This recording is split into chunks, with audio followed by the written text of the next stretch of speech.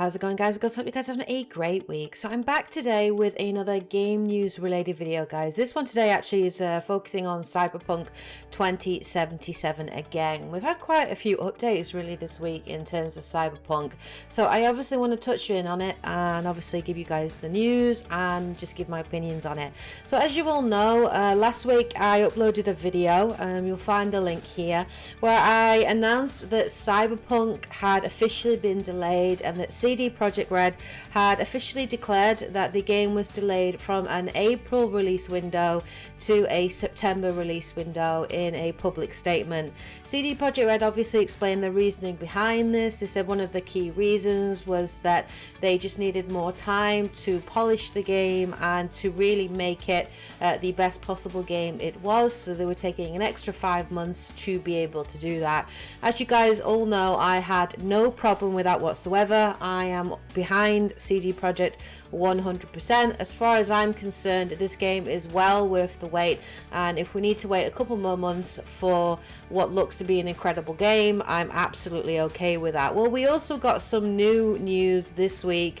Two pieces of news really which I want to talk about. The first kind of happened quite soon after this announcement. So obviously around the same time that it was publicly announced, CD Projekt Red also addressed the matter in an investor Q&A session on the 16th of January following the delay's public announcement. At the time, the executive Adam Kaczynski was asked a few questions obviously regarding the delay and the reasoning behind the delay, but he was also asked his thoughts on crunch and whether with this 5-month delay, whether that means that there would be an extra 5 months worth of crunch, or if they were using the delay as some way of kind of not having to crunch. Well, Adam Kaczynski gave a pretty honest response, to be fair, and he did confirm and did state, to some degree, yes, there would be some crunch. So he said to some degree, yes, to be honest. We tried to limit crunch as much as possible, but it is the final stage. We tried to be reasonable in this regard, but yes, unfortunately. So Adam Kaczynski obviously confirmed that there will be some degree of crunch in Cyberpunk 2077. Of course, as soon as he admitted to this, as most news networks do, they jumped on it, started hounding on CD Projekt Red that they were crunching their staff, and that they were going to have 5 months of intense crunch. Now, yes, there's going to be some crunch, and that has been confirmed, but the degree to which obviously the crunch is going to happen, we don't know. We don't know the inside details of what's happening at CD Projekt Red at the moment. Now, we do know in the past that crunch has been an issue for CD Projekt Red. We do know from previous articles that The Witcher 3 had some pretty intense crunch towards the back end of the development cycle where that game was set to come out. And CD Projekt Red did really learn from that experience, and they have always said that they will try their best not to crunch their staff, and that they will try to obviously treat their staff in a humane way, but unfortunately, because of the nature of the game industry and just because of how big and complex the game is, that unfortunately crunch does happen. And a lot of people, because they want the game to be so good and to be released in such an amazing condition, and they don't want to let their fans down, that people, if something isn't finished, that they'll just want to work as hard as they can to fix that problem, to finish it, so they don't let people down. And I think one of the biggest maybe issues that Cyberpunk 2077 has is just the pure hype surrounding it. There is a lot of pressure on CD Projekt Red to release a incredible game. There's been so much hype around this game. I mean, the hype has been just absolutely insane, and there's pros and cons to that. That definitely is a double-edged sword. Of course, with all the hype comes all the publicity, the sheer volume of pre-orders on the game, people that are most definitely going to be picking this game up day one and playing it. CD Projekt Red are probably going to make quite a lot of money and a lot of profit from all of this hype, but it is a double-edged sword, and and with that hype obviously comes incredibly high expectations, and that puts a lot of pressure on the developer. So clearly CD Projekt Red are wanting to release the best possible game that they can. They are wanting very clearly to exceed what The Witcher 3 did, which I think is incredibly ambitious, but as a result, you know, they have made that choice to delay the game by 5 months. Hopefully, with the fact that it's been pushed back 5 months, hopefully that means that the intensity of that crunch is not going to be as bad as it would have otherwise have been if they've been pushing for it to be released in April. But we all know it's a big problem in the games industry at the moment that there is crunch. Now, I've got to say that CD Projekt Red, you know, they're not the only developer that are guilty of it. There are a lot of other developers that do have issues with crunch. Rocksteady has a pretty notorious reputation for crunching its staff. And I've actually got to say that the laws in Poland actually protect the staff a little bit better. They do work overtime. They do get paid for that extra work that they do. So if they work late into the evening, I think they get paid time and a half, and then if they actually come in and work on a weekend, I think they actually get paid double time. So, you know, that's better than people that maybe are on a salaried income in, say, America or the UK, where it's just kind of expected that they will put that extra time and those extra hours in, and they don't really get paid any extra for it. So in that way, the laws are a little bit better in terms of, you know, being paid for the work that you're putting in, and I think that is good. Personally speaking, I'm inclined to give CD Projekt Red the benefit of the doubt here. I think that it's kind of been a little bit of an overreaction. Kaczynski, I think the fact that he's been honest, he should be kind of, you know, in a way given credit for that. At least he's been honest. You know, there is crunch. I mean, if they turned around and said, oh yeah, we don't crunch our staff, that doesn't exist, I don't think a lot of people would have believed them. So there is crunch. It is a problem in the game industry. It is something that I don't support. I would much rather these developers take the time, and, you know, if it takes longer for a game to come out so that you can give your staff the time to have, you know, a balance between work life and home life, and the freedom to you know, have responsibilities and also to work on their titles without the need to crunch and to burn and do 100-hour weeks.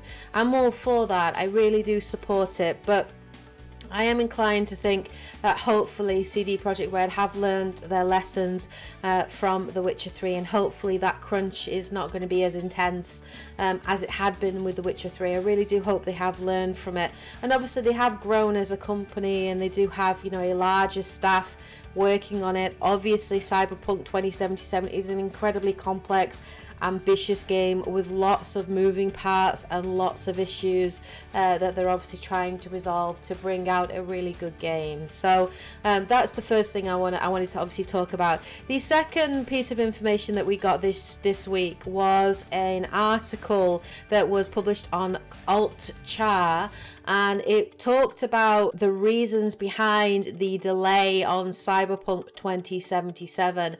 So there was a podcast recently, which is on YouTube. There's a video here, you can watch it. It's in Polish, so obviously if you speak Polish, you'll be fine. It has been translated, but it was basically a podcast which actually involved Boris Niespielak. I don't know if I've butchered that name, and he went into a little bit more detail. So he's basically Poland's equivalent of Jason Schreier. He has a pretty good reputation in Poland, and generally speaking, a lot of the news and a lot of his sources tend to be spot on. And he basically stated in this podcast that one of his insiders in CD Projekt Red talked a little bit about, you know, the reasoning behind the delay, and that one of the biggest issues that CD Projekt Red have faced, and one of the reasons for the delay, is simply due to the Xbox One's unsatisfactory performance. Now, this whole podcast, it's about an hour long, but it has actually been translated by a Discord user. I'm not even going to try and pronounce the name. I'll just put the name in here so you guys can see who it is that translated it. I'm not going to try and pronounce it because it's impossible to pronounce. but they did write down and translate what he said, and there's a little bit of a transcript which is kind of interesting to go through. The image quality in this is quite poor, so I do apologize for that, but let me just read through obviously what he had to say. So he said why the premiere was delayed. Well, Boris basically came to the information which very strongly confirmed that the biggest problem is the Xbox One. By this he means the first version from 2013, so not the Xbox One X, the original Xbox One or the Xbox One S. And the game there is extremely unsatisfactory. He said he got information that if this problem with this Xbox had not been solved by January, that the premiere must be postponed. So according to Boris, the CD Projekt Red had kind of a goal in mind, and that if they hadn't been able to resolve this and make it run smoothly on the Xbox One, that they were planning to postpone the release date. He did also confirm that the game content is being made all the time, and that the main story is actually now closed, so it is finished, but that it was completed about 3 months ago, but there are still a lot of side missions still currently in development. He also did go on to confirm a little bit more information about the game's length, and he did say that the game will actually be shorter than The Witcher 3, but that it will be a very satisfying experience, particularly on the second and third run. So that's quite interesting, that the actual main story campaign is going to be shorter than The Witcher 3, which doesn't mean it's not going to be a big game, because The Witcher 3 was an absolutely huge game. It had a massive main story campaign and then huge DLC content. But perhaps, obviously, because of the sheer scale of Night City and the fact that the city is very vertical as well in its design, the actual map is absolutely massive. So obviously there has to be some kind of reduction there, and obviously the game is going to be a little bit smaller, and I don't have a problem with that. I still think it's going to be an incredible game. But it's interesting, obviously, that he has touched upon one of the biggest issues being the fact that the game is kind of being held back by what is currently now, 7-year-old tech. And I think that's really, really interesting. Obviously, Cyberpunk 2077 has a bigger challenge because it's not an exclusive title. So it's not like CD Projekt Red can just focus on, the hardware for the PlayStation 5 or the Xbox Series X, or, just a PC title. They can't just focus on that hardware. They have to try to make the game playable across all 4 platforms, and that does really provide a massive challenge to them, because obviously Cyberpunk 2077 is going to come out on the Xbox One, the PlayStation 4, the PC, and I think it's also coming out on Google Stadia. They are looking at eventually bringing out on next gen consoles, but I don't think it's going to be coming out on the release date. It's not just a simple thing to bring it out. It's not just a case of upgrading it. There are a lot of moving pieces involved, so it is going to take a bit of time to bring the game onto those next gen consoles, most likely. I can imagine that the majority of people are going to be buying the game on the PC if they have a powerful enough PC to be able to do it. Obviously, all the footage that we've seen and the original 40-minute gameplay footage that we saw, that is very, very clearly the PC version of the game, and that looked absolutely incredible. So the fact that obviously now CD Projekt Red are having to try to make it playable across all the consoles, whether or not that's going to mean that they're going to have to sort of bring down the quality a little bit to make it playable, we'll have to see. Obviously, they want to make sure it's working across all platforms smoothly and equally. It's not fair that those, Xbox One players should have a subpar or substandard experience of that game compared to those playing it on the PC or the PlayStation 4. There has been a lot of backlash against this, obviously saying that, maybe the game, when it comes out, it's going to be released in the buggy state, that a lot of people are, afraid that the game's just not going to live up to standard, that it's not going to be good. And I think the game is always going to have really, really high expectations and high pressure publisher, it's going to be under a microscope. So it makes sense that CD Projekt Red want to take more time to polish it and make it better. And I think a lot of people don't realize how difficult it is to make a game that can play across multiple platforms. It's so much easier if you're just focusing on one platform itself, because you can really, focus on that platform and make the game work and build everything to that platform. But CD Projekt Red don't have that luxury. Now, I know a lot of people are talking about whether or not if the game should just be available purely on next gen hardware, and if CD Projekt Red should have delayed the release and just bring it out on the Xbox Series X or on the PlayStation 5 or on the PC. I think from a business perspective, it makes sense for CD Projekt Red to want to bring it out across all of the major platforms, because if you're just restricting it to the PlayStation 5 and the Xbox Series X and just the PC, you are limiting your potential customer base there. And this game's been in development for 8 years, so CD Projekt Red have already put a lot of money, a lot of time, a lot of resources into this game, and obviously they're going to want as many people to be able to pick it up and play it as possible. So there has been a lot of scaremongering going around. There's been a lot of people overreacting, and what I really liked this week was Cory Barlog, the developer and the mastermind behind the incredible God of War, actually kind of came to CD Projekt Red's defense a little bit. And on January the 22nd, he actually tweeted publicly to sort of defend CD Projekt Red a little bit and try to explain, the complexity of video game development, and try to sort of say, just because it's not running smoothly on the Xbox One doesn't mean that the game is going to be terrible. It doesn't mean that it's going to be a buggy mess. So let me read you a little bit what Cory had to say, because he did start off with a little bit and then went into a little bit more detail. So he started out saying, every game runs badly until you optimize for the hardware in the final push before gold. This obviously was in response to the article written by Push Square. He then went on to add a bit more information. So I feel like I need to expand upon this, because many may not have the most accurate picture of the game making process. He said, in truth, we often probably do not want to share this because for some reason we believe people will jump to the apocalyptic conclusions and get angry, which honestly is what's happened for some people. He said, I can't say I speak for the industry, so fellow developers chime in to disagree or correct if you feel your experience is different, but I feel this is to be true for most games. Games are very ugly for a long time until they are not. Traditionally, that is right near the end. This is due to the absolutely fucking bananas level of complexity and moving pieces required to make really any game today.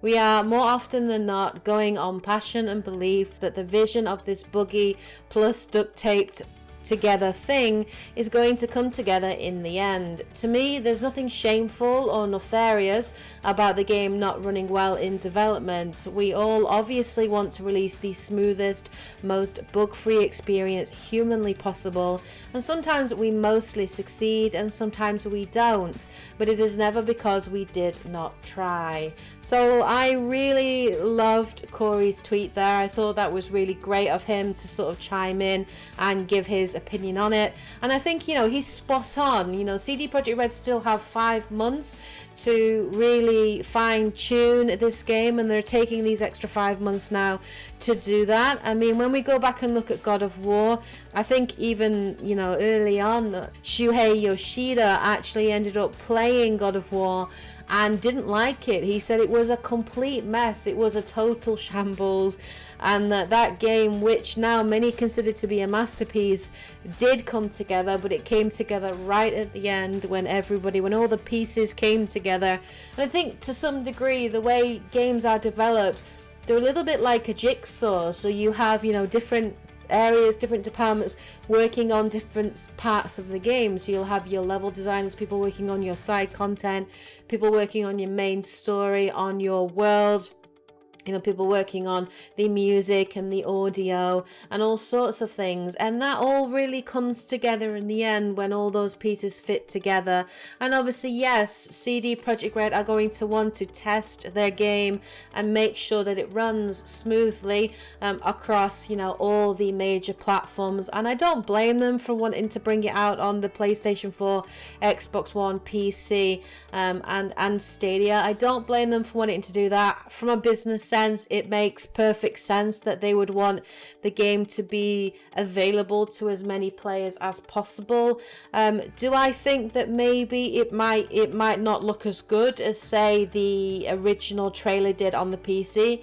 Possibly, because obviously if that ran on PC, then yeah, they are limited by the hardware that is available to them. But I still think that, even though with The Witcher 3 they did to a degree reduce the standard and the quality of the graphics, it was still an incredible game. It still had incredible pieces. The gameplay was still fab, and the story was still brilliant, and the world building was still incredible, and that's still all going to be there. So I am hopeful. I still think that CD Projekt Red are going to bring out a great game, and I hope the crunch isn't too bad. I hope they, still try to treat their staff humanely, and I do hope that they do manage to get those bugs and issues resolved. But going forward into next generation, I am inclined to side with Sony's decision to completely move on to next generation as quickly as possible. So I know Xbox are trying to sort of have their family of consoles, and all their big game releases are going to be coming out across all the multiple generations, the Xbox One, the Xbox One X and the Xbox Series X. But personally speaking, from a developer's standpoint, I just think it's better to move on to the next generation as soon as possible, because for those developers making those games, it does make it easier for them to really be able to bring their vision to life. They're not as limited by what is effectively 7 or 8 year old technology, and it puts less pressure on them because they're not having to make that game run on multiple platforms. I definitely agree with Sony's decision to have exclusives coming out on the next gen and really moving on to that as soon as possible. And maybe eventually when Cyberpunk 2077 does come out on next gen hardware, I might very well buy it again and play it again on that to see how it actually performs or how it differs. I'd love to get it on PC if I'm honest, but I just don't have a powerful enough PC to be able to really play that game at its high-end specs, and I wish I had the money to be able to afford to do that, but I just don't. So I will be playing it on the PlayStation 4, and I'm still going to really enjoy my experience when it comes out. But there you go, guys, those are my 2 cents. It's just a really quick rough game news video today. I don't have that much time really to edit, so I just wanted to record my thoughts on it with a bit of gameplay in the background, and obviously see what you guys thought. So let me know in the comment section below what your thoughts are on this news, and what your general thoughts are obviously on the news in terms of the cramming, and also in terms of the reasoning behind the delays and your thoughts on that. Hope you guys enjoyed the video. Of course, if you did, please hit the like button as always to show your support. Take care, and as always, happy gaming. Bye guys.